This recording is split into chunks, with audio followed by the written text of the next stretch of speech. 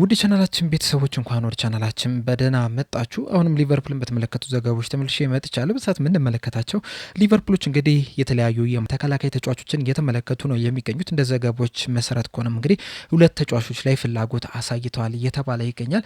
አንደኛው የአርቢ ሌፕዚግ ተጫዋች የሆነው ካስቴሎ ሊኬባ ሲሆን ሌላኛው ደግሞ የዶርትመንዱ ኒኮ ሾልተርባክ ላይ ነው እየተባለ ይገኛል። እነዚህ የምንመለከት ይሆናል። እንደዚሁም ደግሞ ኢብራሂም ኮናቴ ከብሔራዊ ቡድን በጉዳት ምክንያት መመለስ ችሏል። በትናንትናው ዕለትም የተደረጉ የተለያዩ ጨዋታዎች አሉ። የሌጀንዶች ጨዋታ መደረግ ችሏል። እነዚህን በቆይታችን የምንመለከት ይሆናል። እስከ መጨረሻ ደቂቃ ድረስ አብራችሁኝ እንድትቆዩና እንድትከታተሉት በአክብሮት እጋብዛለሁ። ሰብስክራይብ፣ ላይክ፣ ሼር እያደረጋችሁም የቻናሉ ቤተሰብ እንድትሆንም በአክብሮት እጠይቃለሁ። አሁን በቀጥታ ወደ ያስኩላችሁ ጉዳዮች እናመራለን። በመጀመሪያ የምንመለከተው በትናንትናው ዕለት እንግዲህ በሊቨርፑል ሌጀንዶችና በቼልሲ ሌጀንዶች መካከል የተደረገ የገቢ ማሰባሰቢያ ጨዋታ ተደርጎ ነበረ። በዚህ ጨዋታ ላይ እንግዲህ ሊቨርፑሎች በሪያል ምባፔ ጎል 1-0 በሆነ ውጤት ቼልሲን ማሸነፍ ይችላል። በዚህ ጨዋታ ላይ እንግዲህ የተለያዩ የቀድሞ የሊቨርፑል ተጫዋቾች እንደዚሁም የቀድሞ የቼልሲ ተጫዋቾች መሳተፍ ይችላል። በሊቨርፑል በኩል የተጫወቱትን ተጫዋቾች ከብዙ በጥቂቱ ለመጥቀስ ያህል እንግዲህ እነ ሪያን ባብል፣ ማርቲን ስከርትል፣ ፔፕ ሬና፣ ቤናዩን እነዚህ በጨዋታው ላይ መሳተፍ የቻሉ ተጫዋቾች ሆነዋል። ከጨዋታው በፊትም እንግዲህ እነ ዲያጎ ጆታ፣ አንድሮ ሲልቫ እና ማት ብሪድ ከመታሰብ ችለዋል። እናም ጥሩ የሚባል ጨዋታ ነበር መደረግ የቻለው። ፉክክር የነበረበት ጨዋታ ነው። እንዲሁም በጨዋታ ላይ እንግዲህ ማርቲን ስከርትልና ዲያጎ ኮስታም እንግዲህ እንደ መጣላትም አድርጓቸው ነው የነበረውና የድሮውን ሊቨርፑል ከቼልሲ ሲያደርጉ የነበሩትን ጨዋታ እንግዲህ የሚያስታውሰን አይነት ነገር ተፈጥሯል በዚህ ጨዋታ ላይ። ከዛ በተጨማሪም ግን በትናንትናው ዕለት የተለያዩ የሀገራት ጨዋታዎች መደረግ ችሏል። እነዚህን ስንመለከት እንግዲህ ሃንገሪ ከአርሜኒ ጋር ያደረገችው ጨዋታ ነበር። በዚህ ጨዋታ ላይ እንግዲህ ዶሚኒክ ሶቦዝላይ እና ሚሎስ ኬርኬዝ መሳተፍ ችለው ነበረ። ሚሎስ ኬርኬዝ እንግዲህ 90ኛው ደቂቃ ላይ ተቀይሮ ሲወጣ ሶቦዝላይ ግን ሙሉ 90 ደቂቃ መጫወት ችሏል። በጨዋታው ላይም እንግዲህ የጨዋታው ኮከብም ተብሎ መመረጥ ችሏል። ሃንገሪ እንግዲህ ይህንን ጨዋታ 2-0 በሆነ ውጤትም ማሸነፍ ችላለች። በትናንትናው ዕለት እንግዲህ ሶቦዝላይ በግራ ክንፍ ቦታ ላይ ነበረ መጫወት የቻለው። በዚህ ሲዝን እንግዲህ የተለያዩ ቦታዎችን ከቨር እያደረገ ያለ ተጫዋች እስካሁን እንኳን በቀኝ ክንፍ ተከላካይ መስመር በ6 ቁጥር ቦታ ላይ፣ በ8 ቁጥር ቦታ ላይ፣ በ10 ቁጥር ቦታ ላይ እንደዚሁም ደግሞ በግራ ክንፍ ቦታ ላይም ሲጫወት እየተመለከት ነው ያለ ተጫዋች ነውና ለሊቨርፑል እንግዲህ በጣም ወሳኝ የሚባል ተጫዋች መሆን ችሏል በዚህ ሲዝን። ሌላኛው የተደረገው ጨዋታ ስንመለከት ደግሞ ፖርቹጋል አየርላንድን 1-0 በሆነ ውጤት ማሸነፍ ችላለች። እንደዚሁም ደግሞ ስፔን ከጆርጂያ ጋር ያደረገችውን ጨዋታ 2-0 በሆነ ውጤት ማሸነፍ ችላለች ስፔን። በዚህ ጨዋታ ላይ እንግዲህ ማማርዳሽቪሊ ለጆርጂያ በረኛ ሆኖ መጫወት ችሏል። በጨዋታው ላይም እንግዲህ አንድ ፔናልቲ ማዳንም የቻለ በረኛ ሆኗል። 7.0 ሬቲንግም ተሰጥቷል። በጆርጂያ በኩል እንግዲህ ከፍተኛ ሬቲንግ የተሰጠውም ተጫዋች መሆን ችሏል። እናም ጥሩ የሚባል እንቅስቃሴ ማድረግ ችሏል። ከስፔን የተሞከረበትን የተለያዩ ሙከራዎችንም ማዳን የቻለ በረኛ መሆን ችሏል። በዛሬው ዕለትም እንግዲህ እነዚሁ የሀገራት ጨዋታዎች መደረጋቸውን ይቀጥላሉ። እነዚህን ጨዋታዎች ስንመለከት ከሀገራችን ስንጀምር ምሽት 4 ሰዓት ላይ ከቡርኪና ፋሶ ጋር የምታደርገው ጨዋታ አለች። እንደዚሁም ግብጽ ከጊኒ ቢሳው ጋር ምሽት 4 ሰዓት ላይ ታደርጋለች። ነገር ግን በዚህ ጨዋታ ላይ እንግዲህ መሐመድ ሳላህ አይሳተፍም ነው እየተባለ የሚገኘው። ከዚህ በፊትም እንደነገርኳችሁ እንግዲህ እረፍት ለመስጠት እንዳሰቡ የተለያዩ ዘገባዎችም ሲያወጡ ነበር። ስለዚህ በዛሬው ጨዋታ ላይ እንግዲህ የምንመለከተው ይሆናል። ስኮትላንድም ከቤላሩስ ጋር የምታደርገው ጨዋታ አለ ምሽት 1 ሰዓት ላይ። አንዲ ሮበርትሰንም በዚህ ጨዋታ ላይ በቋሚነት ይጀምራል ተብሎ ይጠበቃል። በተጨማሪም እንግዲህ ኔዘርላንድ ከፊንላንድ ምሽት 1 ሰዓት ላይ የምታደርገው ጨዋታ ይኖራል። በዚህ ጨዋታ ላይም ቨርጅል ቫንዳይክ፣ ራያን ግራቨንበርግ፣ ጀሬሚ ፍሪምፖንግ እንደዚሁም ደግሞ ኮዲ ጋክፖም የሚሳተፉ ይሆናል። ሌላኛው የምንመለከተው ዘገባ ደግሞ የሀገራት ጨዋታን ካነሳን አይቀር እንግዲህ ኢብራሂም ኮናቴን የተመለከተውን ይሆናል። ኢብራሂም ኮናቴ እንግዲህ በዚህ ሰዓት ላይ ከፈረንሳይ ብሔራዊ ቡድን ካምፕ ለቆ ወደ ሊቨርፑል እየተመለሰ ይገኛል። ይህም የሆነበት ምክንያት እንግዲህ በጉዳት ምክንያት እንደሆነ ተዘግቧል። እንደሚታወቀው እንግዲህ ሊቨርፑል ከቼልሲ ጋር ባደረገው ጨዋታ 55-56ኛው ደቂቃ ላይ በከርትስ ጆንስ ተቀይሮ መውጣቱ አይዘነጋም። ከጨዋታው በኋላም እንግዲህ አሰልጣኝ አርነ ስሎት እንደተናገሩት ከሆነ ከዚህ በኋላ አንድ ፈጣን ሩጫ ቢሮጥ ኖሮ ምናልባትም ጉዳቱ የከፋ ይሆን ነበር፣ ለዛም ነው ቀድመን ያስወጣ ነው የሚል አስተያየትን ሰጥተው ነበረ። ነገር ግን ከዛ በኋላ እንግዲህ ለፈረንሳይ ብሔራዊ ቡድን መመረጡ አይዘነጋም። በፈረንሳይ ብሔራዊ ቡድን እንግዲህ እስካሁን ድረስ ቆይታ አድርጎ ነበረ። ነገር ግን ፈረንሳይ እንግዲህ የመጀመሪያው ጨዋታውን 3-0 በምታሸንፍበት ጨዋታ ላይ እንግዲህ ሙሉ 90 ደቂቃ ሳይጫወት ቤንች ላይ ተቀምጦ ነበረ። አሁን ላይ እንግዲህ የፈረንሳይ ብሔራዊ ቡድን እንደወሰነው ከሆነ የቀጣይ ጨዋታውንም ስለማይጫወት ወደ ክለቡ ወደ ሊቨርፑል ቢመለስ ይሻላል በሚል ምክንያት እንግዲህ ወደ ሊቨርፑል እንዲመለስ ተደርጓል። ነገር ግን ጉዳቱ ያን ያህል የከፋ አይደለም ነው እየተባለ የሚገኘው። ምናልባት እንግዲህ ለቀጣይ ሊቨርፑል ከማንቸስተር ዩናይትድ ጋር ለሚያደርጉ ጨዋታም ራሱ ሊደርስ የሚችልበት ቻንስ አለ። ነገር ግን ያ ሙሉ ለሙሉ 100% እርግጠኛ መሆን አልተቻለም።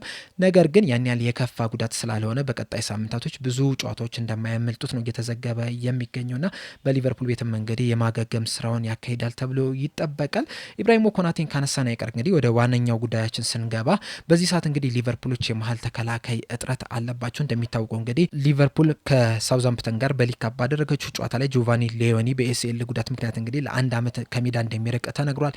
አሁን ላይም እንግዲህ ኢብራሂም ኮናቴ በጉዳት ምክንያት ጨዋታዎችን እያደረገ አይደለም የሚገኘው። ቢያንስ የብሔራዊ ቡድን ጨዋታዎችን እያደረገ አይደለም የሚገኘው።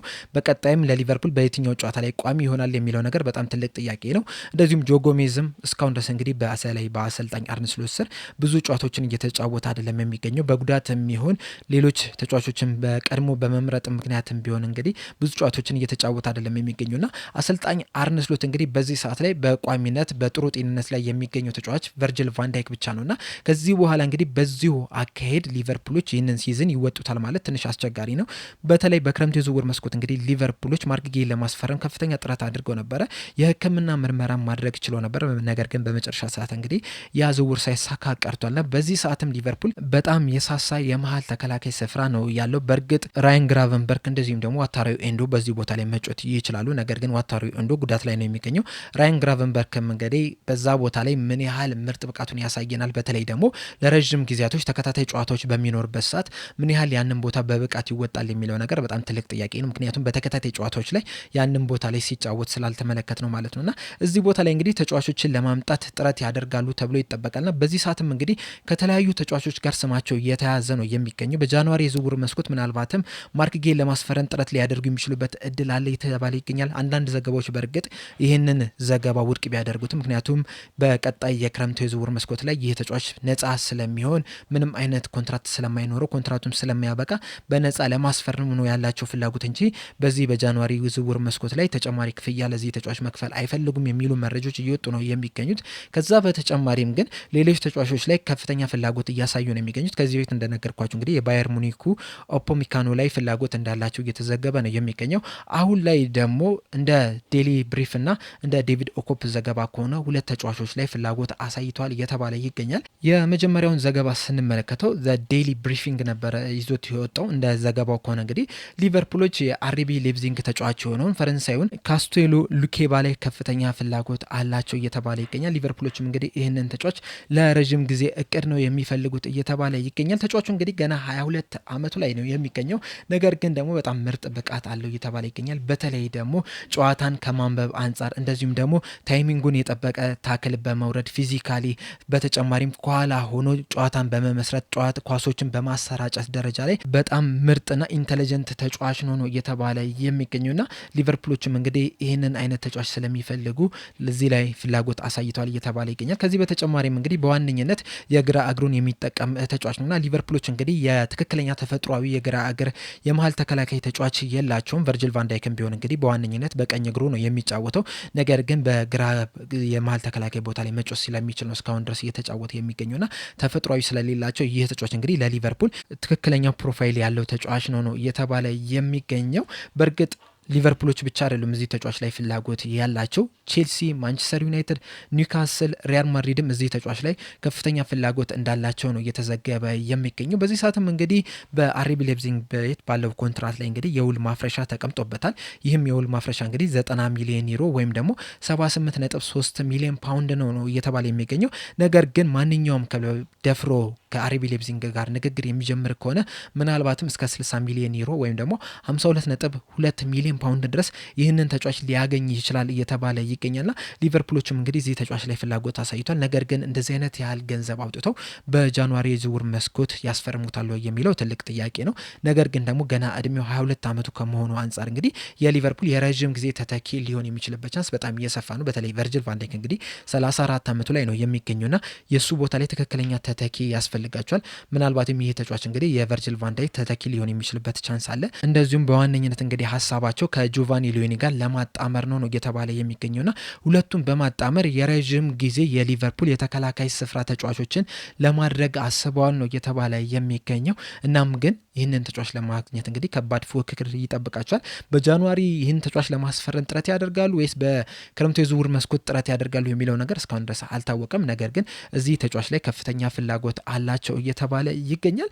ሌላኛው ተጫዋች ደግሞ ስሙ ከሊቨርፑል ጋር እየተያዘ የሚገኘው እንግዲህ የቦርሲያ ዶርትመንዱ ኒኮ ሸልተር ባክ የተባለው ተጫዋች ነው። ይህ ጀርመናዊ ተጫዋች እንግዲህ በዶርትመንድ ቤት ከ2024 ጀምሮ ወደ 100 የሚደርሱ ጨዋታዎችን ማድረግ ችሏል። በነዛ ጨዋታዎች እንግዲህ ድንቅ የሚባል እንቅስቃሴን እያደረገ ነው የሚገኘው። በተለይ ደግሞ ከኳስ ጋር በጣም ምቾት የሚሰማው ተጫዋች ነው እየተባለ የሚገኘው። በተጨማሪም ደግሞ በቦል ፕሮግሬሽን ላይ ደግሞ ወደፊት ኳሶችን በማስኬድ ደረጃ በጣም ጥሩ የሚባል ምርጥ ደረጃ ላይ ያለ ተጫዋች ነው እየተባለ የሚገኘው። ሊቨርፑሎች ደግሞ በዚህ ሰዓት እንደዚህ አይነት ፕሮፋይል ያለው ተጫዋችን ይፈልጋሉ ነው እየተባለ የሚገኘው። በተለይ ደግሞ ኢብራሂም ኮናቴ በእንደዚህ አይነት ደረጃ ዝቅ ያለ ችሎታ ነው ያለው እየተባለ ይገኛልና በዚህ ሰዓትም እንግዲህ ሊቨርፑሎች አንድ የተቸገሩበትን ነገር ብንመለከተው እንግዲህ ከኋላ መስርቶ መውጣት ላይ ከኋላ ተከላካዮች ኳስ በሚይዙበት ሰዓት ቨርጅል ቫንደክ በተለይ ማርክ በሚደረግበት ሰዓት ኢብራሂም ኮናቴ ኳስ በሚያሰራጭበት ሰዓት እንግዲህ ጥሩ የሚባል ተጫዋች አይደለም። በተለይ የቼልሲ ጨዋታ ላይ እንግዲህ በዋነኝነት የተመለከትነው አንድ ነገር ቢኖር ምንድነው ኢብራሂም ኮናቴ ተቀይሮ ከወጣ በኋላና ራያን ግራቨንበርግ በተከላካይ ስፍራ ላይ መጮት ከጀመረ ጀምሮ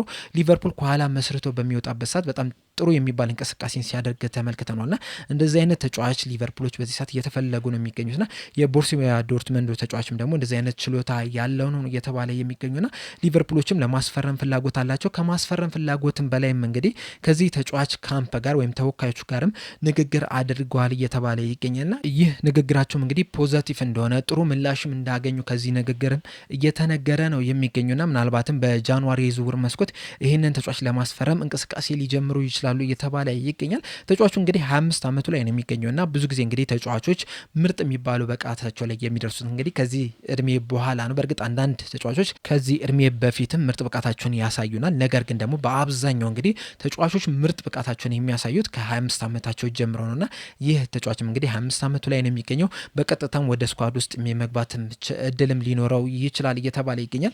በእርግጥ ሊቨርፑሎች ይህን ተጫዋች ለማስፈረም ቢፈልጉም ነገር ግን ደግሞ ቦርሲያ ዶርትመንዶችም በዛው በቦርሲያ ዶርትመንድ እንዲቆይላቸው ኮንትራትም እንዲያድስ ከፍተኛ ጥረት ያደርጋሉ ተብሎ ይጠበቃልና ደሞዙ ላይም በጣም ከፍተኛ የሚባል ጭማሮን ለማድረግም አስቧል ነው እየተባለ የሚገኙና በዚህ ምክንያትም እንግዲህ ምናልባትም ሊቨርፑሎች ይህን ተጫዋች ለማስፈረም በጣም ሊቸገሩ የሚችሉበት እድል አለ እየተባለ ይገኛል። በተለይ ደግሞ በጃንዋሪ የዝውውር መስኮት ይህን ተጫዋች ለማስፈረም የሚፈልጉ ከሆነ በጣም ከፍተኛ ገንዘብ ሊያስከፍላቸው የሚችልበት እድል በጣም የሰፋ ነው እየተባለ ይገኛል። በእርግጥ ይህ ተጫዋች እንግዲህ በቦርሲያ ዶርትመንድ የሚያቆየው ኮንትራት 2 ዓመት ብቻ ነው የቀረው።